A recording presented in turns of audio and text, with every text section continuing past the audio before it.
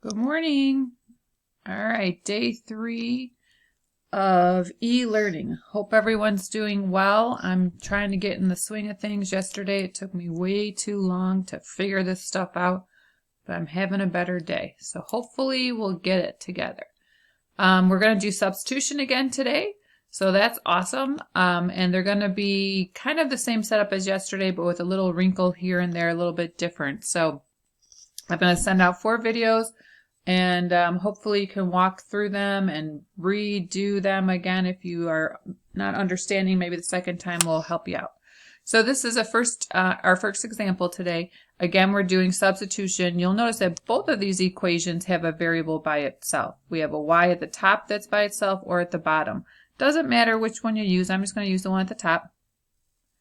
And it's y equals 2x plus 3. This is the second equation. We're going to take this y out and replace it because these at the top are equivalent to each other. We're going to take this y down here and replace it with the 2x plus 3.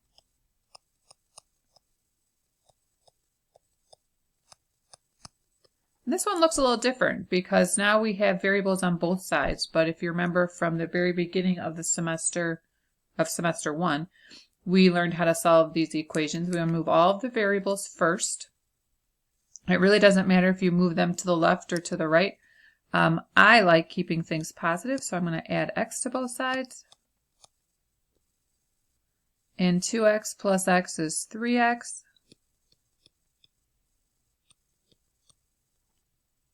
And then we're going to go ahead and solve this problem. This is just a two-stepper. We get 3x equals 3.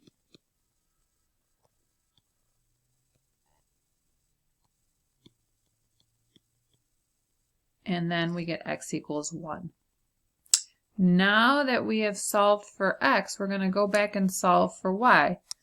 And easy to go in the box. Actually, it's easy to go into any of these equations because they were set up so nicely for us.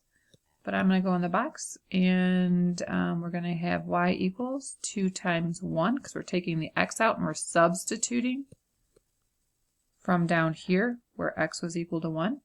And then a little order of operations. We always multiply, then we add, and then we have our answer, which is x first, y second.